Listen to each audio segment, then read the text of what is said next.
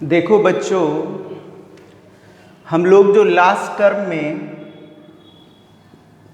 जो human reproduction है उसकी कुछ इम्पोर्टेंट टर्म्स ले रहे थे।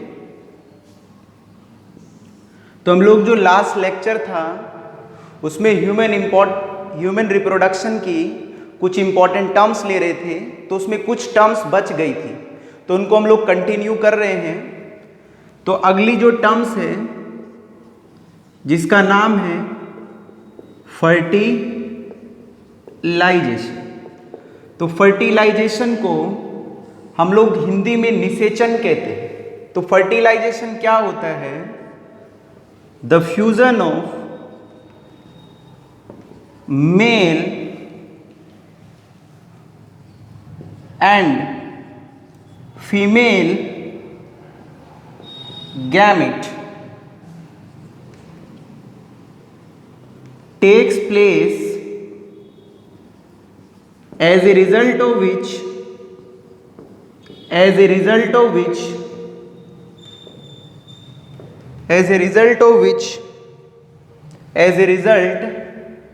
of which zygote is formed। तो भाई देखो, फर्टिलाइजेशन क्या हुआ? फ्यूजन होना। किसका फ्यूजन होना? मेल और फीमेल के गैमेट्स का, जिसके रिजल्ट से क्या बनना? जाइगोट बनना। तो फर्टिलाइजेशन क्या हुआ?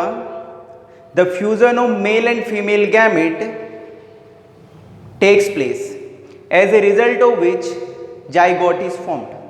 तो सिंपल कहें कि मेल के और फीमेल के गैमेट का आपस में मिलना और मिलकर के क्या बनाना? जाइगोट बनाना, यही कहलाता है बायोलॉजी में फर्टिलाइजेशन। तो जैसे कि जब मेल और फीमेल सेक्सुअल कांटेक्ट करेंगे तो तब उन दोनों के गैमेट आपस में मिलेंगे और मिलते ही या मिलने के बाद जाइगोट बनेगा, और इस पूरे प्रोसेस को कहते हैं हम लोग फर्टिलाइजेशन। तो जब मेल के और फीमेल के गैमेट का फर्टिलाइजेशन होगा तभी प्रेगनेंसी होगी, वरना प्रेगनेंसी नहीं होगी। अब भाई जाइगोट में पहले बता चुका हूं कि जाइगोट क्या होता है। तो जाइगोट फ्यूजन प्रोडक्ट है टू अपोजिट सेक्स गैमेट का। अब ह्यूमन बीइंग में कहाँ होता है ये fertilisation? In human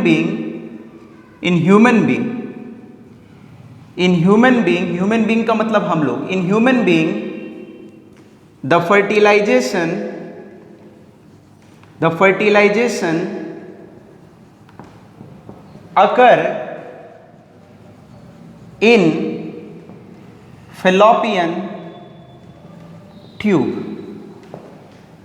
fallopian tube का दूसरा नाम है ओव्यूडक्ट।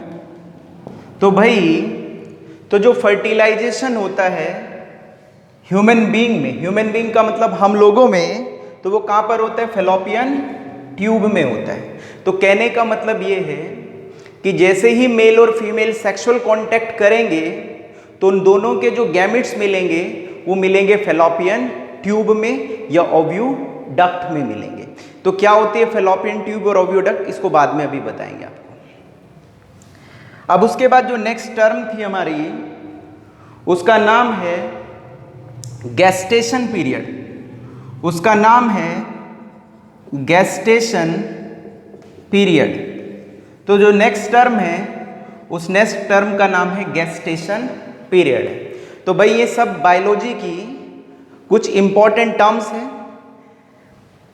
तो गेस्टेशन पीरियड क्या होता है? The embryonic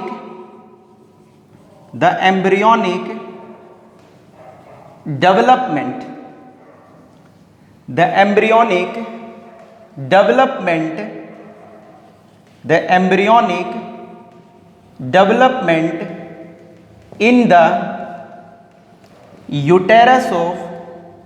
in the uterus of mother मतलब female, in the uterus of mother this time period is called gestation period।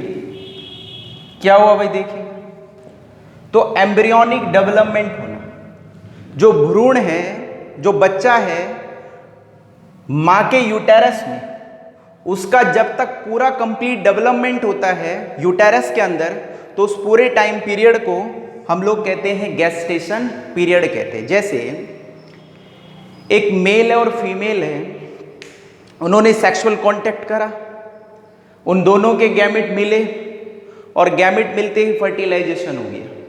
तो फर्टिलाइजेशन के बाद अब ये बच्चा जो है मां के यूटेरस में, मां के गर्भाशय में 9 महीने तक रहेगा। तो ये जो 9 महीने का टाइम पीरियड है वही इसका गेस्टेशन पीरियड होता है। तो हम लोग लिख भी सकते हैं कि इन ह्यूमन बीइंग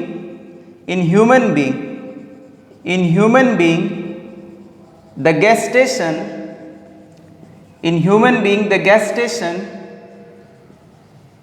पीरियड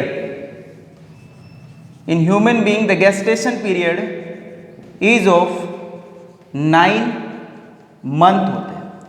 तो बच्चा जो है 9 महीने तक मां के कहाँ रहेगा, यूटेरस में रहेगा, गर्भाशय में रहेगा। तो ये 9 महीने का जो टाइम पीरियड है बच्चे का मां के यूटेरस में, यही टाइम पीरियड कहलाता है, उसका गेस्टेशन पीरियड कहलाता है। तो इसके बाद हम लोग नेक्स्ट टर्म लेंगे। ओके, 1 मिनट में रफ कर देता हूं जल्दी से इसको, फिर आगे चलते हैं।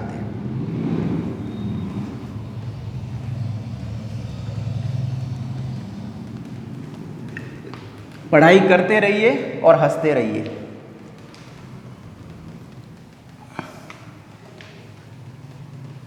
चलिएगा भाई, अब एक नोट देख लेते हैं, उसके बाद नोट देख लेते हैं। तो देखते हैं भाई नोट क्या है, नोट देखते हैं। चलिएगा जी, नोट लगाइएगा, NOT। अब देखिए नोट क्या ले रहे हैं हम लोग, NOT नोट ले रहे हैं। वो नोट क्या है, पहला पॉइंट है इसमें नोट में, the formation of the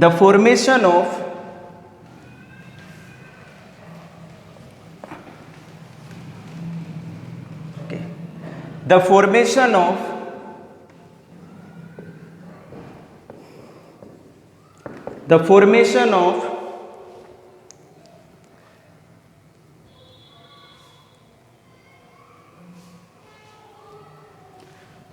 या हम ऐसा कह सकते हैं sperm formation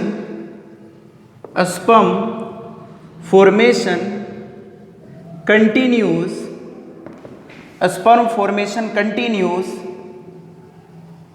even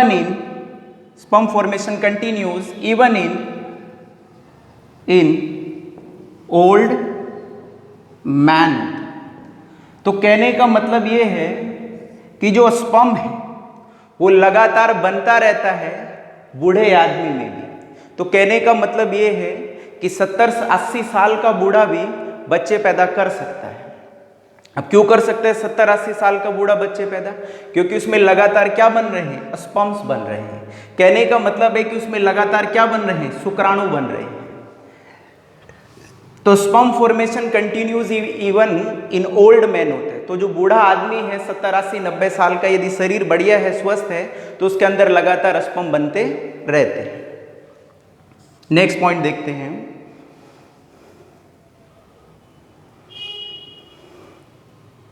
next point ये है formation of ovum. Next point ये है formation of ovum stop.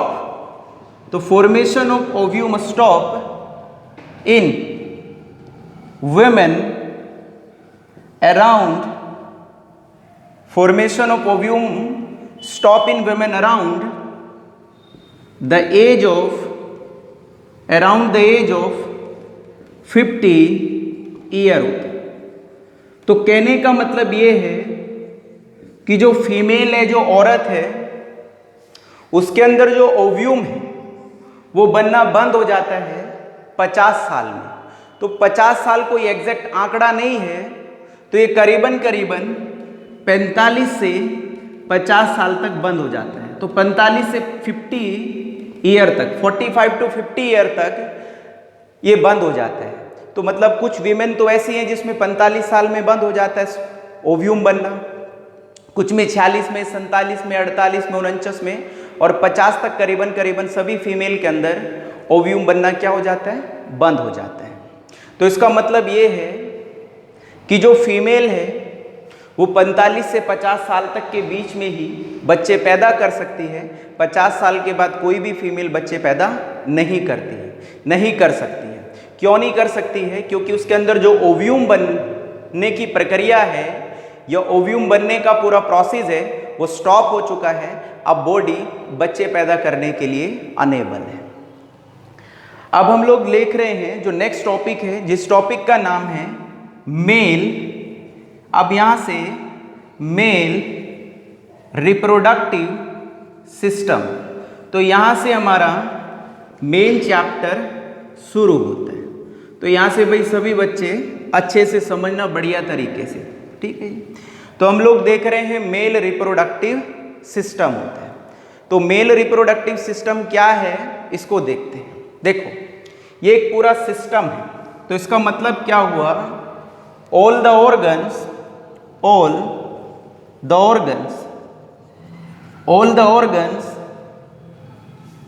That help in reproduction, all the organs that helps in reproduction, they are collectively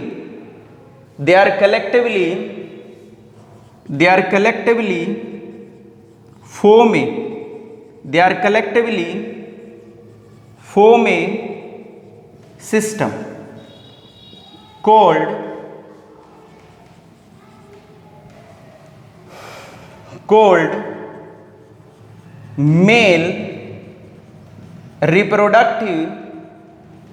male reproductive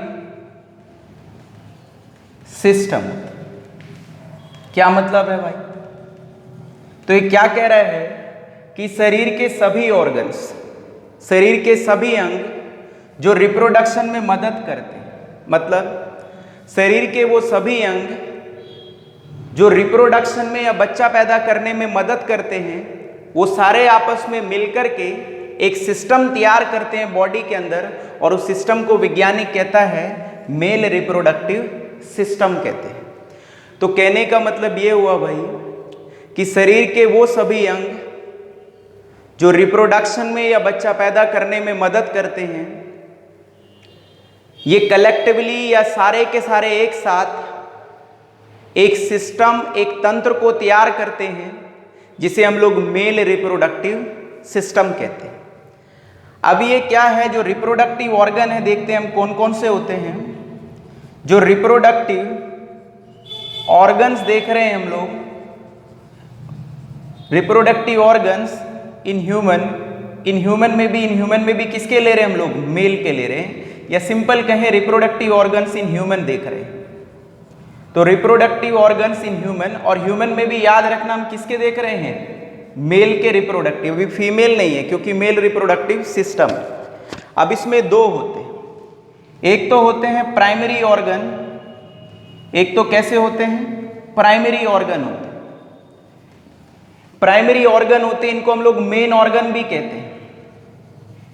main organ का मतलब क्या है, ये मुख्य अंग हैं शरीर के, जिनके बिना रिप्रोडक्शन किसी भी कीमत पर संभव नहीं है। तो ये प्राइमरी ऑर्गन है या मेन ऑर्गन है। तो प्राइमरी ऑर्गन या मेन ऑर्गन के अंदर आती है टेस्टिस आती है, या टेस्टिकल्स भी कह सकते हैं। तो टेस्टिस आती है, तो टेस्टिस जो होती हैं वो प्राइमरी ऑर्गन होते हैं, या कह सकते हैं कि ये मेन ऑर्गन होते हैं। दूसरे होते हैं सेकेंडरी ऑर्गन भी होते हैं। अब सेकेंडरी ऑर्गन है मतलब रिप्रोडक्शन में ये ऑर्गन भी मदद करते हैं, मगर पहले की अपेक्षा ये इतने इंपॉर्टेंट नहीं, हालांकि इंपॉर्टेंट है बट पहले के थोड़ा कम है। तो सेकेंडरी ऑर्गन कहते हैं हम लोग इनको, और इनका दूसरा नाम जो होता है वो एक्सेसरी ऑर्गन भी होता है, तो हम लोग इनको एक्सेसरी ऑर्गन भी कहते हैं। तो जो एक्सेसरी ऑर्गन है उसमें कई सारे आते हैं भैया। एक तो कौन आता है बोलिएगा पहले, बोलो कौन आता है पहले एक्सेसरी ऑर्गन में? कुछ ग्लैंड्स आते हैं, 3 ग्लैंड्स हैं मेनली, तो बताएंगे वो 3 ग्लैंड्स कौन है। तो ग्लैंड्स आते हैं। दूसरा कौन आता है? एपिडाइडिमिस आता है। क्या है एपिडाइडिमिस बताएंगे, एक ट्यूब होती है। एक आती है वासा डिफेंस आता है। कौन आता है भैया? वासा डिफेंस, ऊपर लिख रहा हूं भाई देखिए, वासा डिफेंस आता है। तो ये सब एक्सेसरी ऑर्गन्स हैं। और भी यदि देखें तो यहां पर पेनिस भी आता है और इवन यूरेथ्रा भी आता है, यूरेथ्रा भी आता है। तो ये सब क्या है? Accessory organs. तो जो मेल रिप्रोडक्टिव सिस्टम है इसके अंदर रिप्रोडक्टिव ऑर्गन्स आते हैं, और रिप्रोडक्टिव ऑर्गन्स जो होते हैं वो 2 होते हैं। एक तो प्राइमरी रिप्रोडक्टिव ऑर्गन होते हैं और दूसरे सेकेंडरी रिप्रोडक्टिव ऑर्गन होते हैं। जो प्राइमरी रिप्रोडक्टिव ऑर्गन है इनको हम लोग मेन ऑर्गन्स भी कहते हैं, और इसके अंदर आती हैं टेस्टिस। जो सेकेंडरी ऑर्गन है इनको हम लोग एक्सेसरी ऑर्गन्स भी कहते हैं बच्चों, और एक्सेसरी ऑर्गन या सेकेंडरी ऑर्गन्स के अंदर आते हैं वासा डिफेंस आती है, 3 ग्लैंड्स आते हैं, एपिडाइडमिस आती है, पेनिस आता है और यूरेथ्रा आता है। ये सब एक्सेसरी ग्लैंड्स हैं। इनको मेन क्यों कहा गया? क्योंकि ये मेन अंग है, ये मेन ऑर्गन है जिनके बिना रिप्रोडक्शन किसी भी कीमत पर संभव नहीं है। कहने का मतलब है कि किसी भी कीमत पर इनकी बिना बच्चा पैदा नहीं किया जा सकता है। अब हम लोग आगे चल रहे हैं तो इसको थोड़ा मिटा देते हैं, इतने आप लोग थोड़ा लिख लीजिए। चलिए भाई थोड़ा मिटा देता हूं जल्दी से।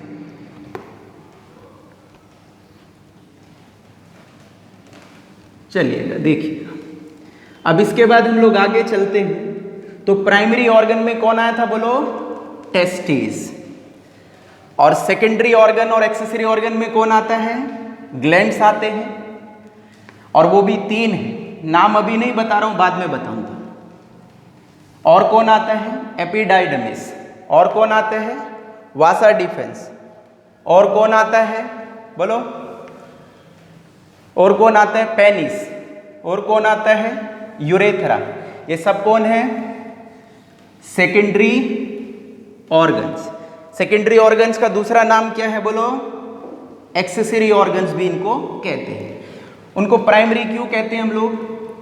उनको प्राइमरी हम लोग इसलिए कहते हैं क्योंकि वो मेन ऑर्गन है जिनके बिना रिप्रोडक्शन किसी भी कीमत पर संभव नहीं है। तो प्राइमरी ऑर्गन में थोड़ा पहले हम लोग टेस्टिस पे बात कर लेते हैं भाई। ये टेस्टिस होती हैं, इनको हिंदी में हम लोग अंडाशय कहते हैं, और मेल में ही होती है साहब, ये फीमेल में नहीं होती है। ठीक है, तो टेस्टिस जो होती हैं ये पहली बात तो ये 2 नंबर में होती है, 2 इन नंबर होता है। तो 2 नंबर होते हैं, कहने का मतलब है 2 इन नंबर होते हैं, इनकी संख्या 2 होती है। और पता भी होगा भैया, पता नहीं है तो 12वीं में फिर तो दिक्कत हो जाएगी ससुरे। ठीक है, तो जो टेस्टिस है 2 इन नंबर होती है, पता कर लेना। तो 2 इन नंबर होता है साहब। ओवल इन शेप होती है। कैसी होती है? ओवल इन शेप होती है, ओवल शेप होती है इनकी। इधर लिख देता हूं भैया, फिर जल्दी बोर्ड भर जाता है। ओवल इन शेप होती है। रंग कैसा होता है इनका? क्रीम एंड पिंकिश कलर की होती है भाई। क्रीम एंड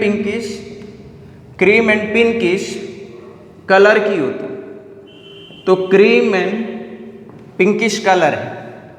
गर्मी हो रही है भाई, ठीक है, क्योंकि पंखा नहीं चल रहा है, तो नहीं तो पंखे में आवाज आती है। तो 2 इन नंबर है, ओवल इन शेप है, क्रीम एंड पिंकिश क्या है? कलर है। अब लेंथ देख लेते हैं भाई, लेंथ इनका थोड़ा मेजरमेंट देख लेते हैं। तो लेंथ क्या होती है इनकी लंबाई जो होती है वो लगभग 4 से लगा के 5 सेंटीमीटर लंबी होती है। 4 से लगा के 5 सेंटीमीटर लंबी होती है टेस्टिस। और इनकी मोटाई जो होती है, जो इनकी विड्थ है, इनकी विड्थ देखते हैं भाई। इनकी जो विड्थ है, इनकी जो मोटाई है वो करीबन 2 से 3 सेंटीमीटर होती है। अब फंक्शन भी बता देते हैं भैया, इनको हम लोग मेल गोनैड्स कहते हैं। क्या कहते हैं? मेल गोनैड्स कहते हैं। क्यों कहते हैं इनको मेल गोनैड्स? मेल गोनैड्स है क्योंकि मेल गोनैड्स जो है वो इसलिए है, मेल गोनैड्स का मतलब है that is they are seed producing, that is they are seed producing organs। क्यों कहते हैं भाई इनको गोनैड्स? क्योंकि ये सीड प्रोड्यूसिंग ऑर्गन्स है। भाई देखो ये जो गोनैड शब्द है ये लैटिन भाषा के गोनस से लिया गया है और इसका मतलब होता है सीड प्रोड्यूसिंग ऑर्गन्स। तो भाई टेस्टिस सीड प्रोड्यूसिंग ऑर्गन्स है। क्यों? क्योंकि आदमी का बीज क्या है? स्पर्म है। यदि स्पर्म नहीं होगा तो बच्चे पैदा भी नहीं होंगे। तो भाई बीज से तो बच्चे पैदा होते हैं। तो आदमियों का बीज क्या होता है? आदमियों का जो बीज होता है वो क्या होता है बोलो? स्पर्म होते हैं, शुक्राणु होते हैं। और फीमेल का बीज क्या होता है? ओव्यूम होता है, मतलब अंडा होता है। तो कौन पैदा करता है इनको? टेस्टिस पैदा करती है। और टेस्टिस क्या कहलाती है? मेल गोनैड्स कहलाती है। तो कह सकते हैं, यहाँ पर लिख देते, थोड़ा कभी दिक्कत हो जाए तो कोल्ड मतलब कहलाती है।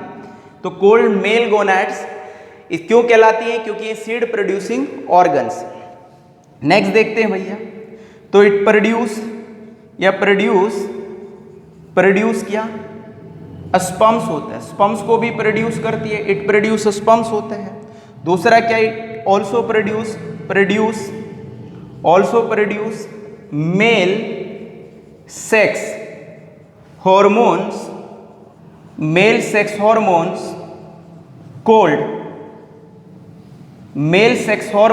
Cold testosterone. तो दूसरा क्या है भाई कि ये जो टेस्टिस होती है वो पुरुष के मेल सेक्स हार्मोन को पैदा करती है, जिसको हम लोग कहते हैं टेस्टेस्टेरोन कहते हैं। तो चलो थोड़ा टेस्टेस्टेरोन के बारे में बताते हैं अब आप। चलिए जी, अब देखते हैं फंक्शन ऑफ टेस्टेस्टेरोन। तो फंक्शन ऑफ टेस्टेस्टेरोन होते हैं, क्या काम करता है भैया? बड़ा इंपॉर्टेंट हार्मोन्स है और जिसमें ज़्यादा हो जाए तो दिक्कत हो जाती है। ठीक है, तो फंक्शंस ऑफ टेस्टेस्टेरोन होते हैं, ये रिस्पॉन्सिबल है। तो कह सकते हैं इट इज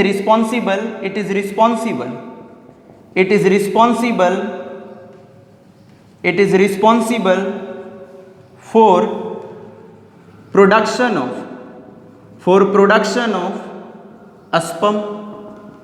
स्पर्म के प्रोडक्शन के लिए रिस्पॉन्सिबल है भाई।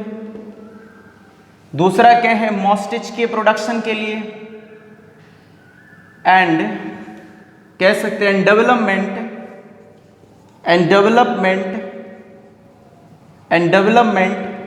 ऑफ मॉस्टिच एंड बियर्ड वगैरह। तो दाढ़ी मूछे सब इसी की वजह से आती है। तो जो छोटा बच्चा होता है उसमें टेस्टोस्टेरोन बहुत कम होता है। तो जैसे ही जवान होता है तो टेस्टोस्टेरोन का स्तर बढ़ जाता है, तो मूछे दाढ़ी आनी शुरू हो जाती है, उधर स्पर्म पैदा हो जाता है। साथ साथ आवाज़ मोटी हो जाती है टेस्टोस्टेरोन की वजह से। मसल्स का डेवलपमेंट होना शुरू हो जाता है टेस्टोस्टेरोन की वजह से। तो भाई यदि कोई आदमी सेक्स चेंज कराता है, लड़की से लड़का बनता है, तो डॉक्टर उसे लगातार कई महीनों तक टेस्टोस्टेरोन के या थ्रू आउट द लाइफ जो है टेस्टोस्टेरोन के इंजेक्शन देते रहते हैं, ताकि उसके अंदर मेल के कैरेक्टर क्या हो जाए? डेवलप हो जाए। ठीक है जी, चलिए जी, अब अगला पॉइंट देखते हैं हम लोग यहाँ पर कंटिन्यू कि जो टेस्टीज है are covered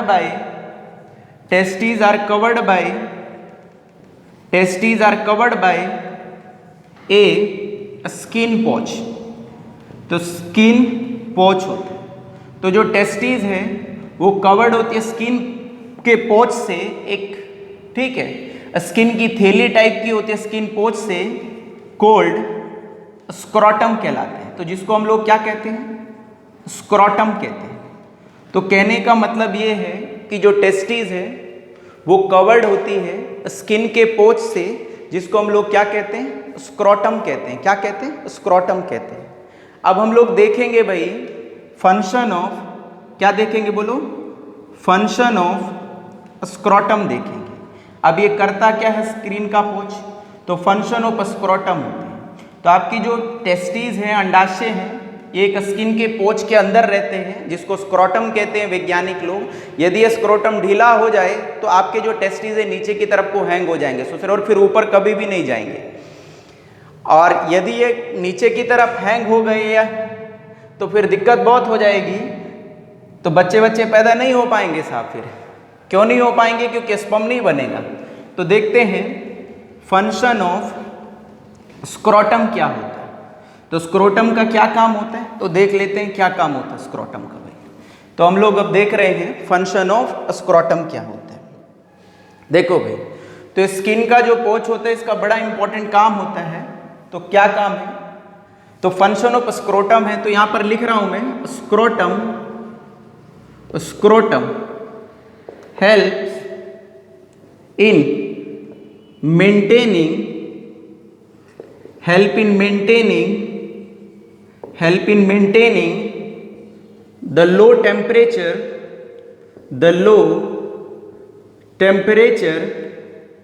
help in maintaining the low temperature of the testes,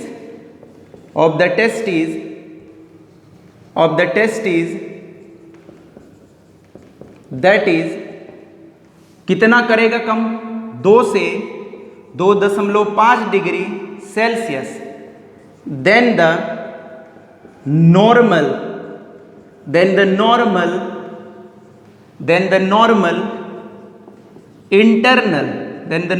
internal body temperature, comma which is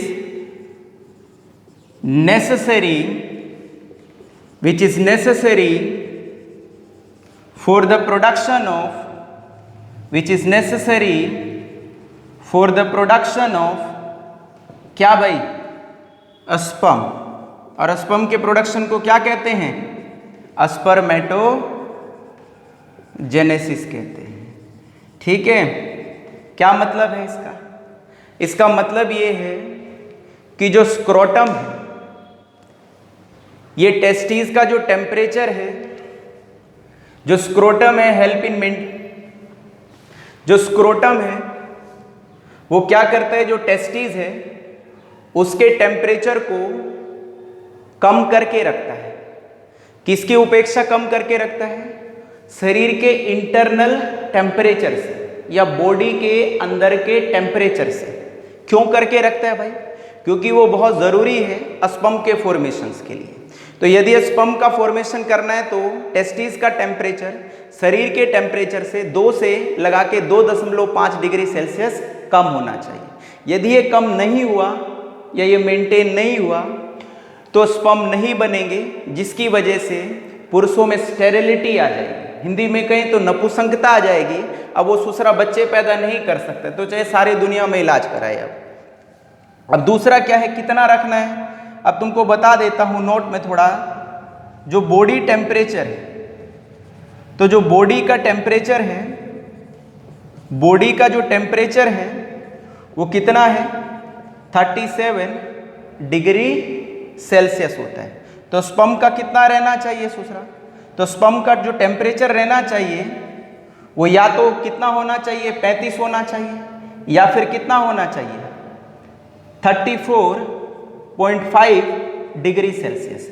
तो यदि शरीर का तापमान जो होता है, जो नॉर्मल बॉडी टेम्परेचर होता है वो 37 डिग्री सेल्सियस होता है, तो जो टेस्टिस का हमेशा रहता है या तो 35 रहता है या 34.5 रहता है। और इसको मेंटेन करने का सारा काम स्क्रोटम का होता है। तो यदि इसने मेंटेन नहीं करा तो स्पर्म नहीं बनेंगे, और स्पर्म नहीं बनेंगे तो दूसरा रिप्रोडक्शन नहीं कर सकता, बच्चे नहीं पैदा होंगे, फिर इलाज करवाता फिरेगा दूसरा कहीं कहीं। तो 35 ठीक है, या फिर 34.5 रहेगा। इसके बाद जो हम लोग अगला टॉपिक लेंगे उस टॉपिक का नाम है बच्चों, ठीक है, इंटरनल, उस टॉपिक का नाम है इंटरनल स्ट्रक्चर ऑफ टेस्टिस।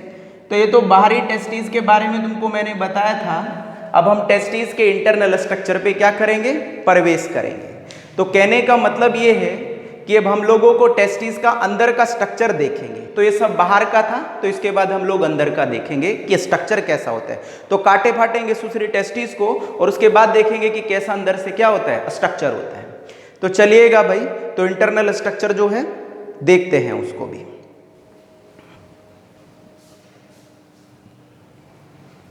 चलो जी, इंटरनल स्ट्रक्चर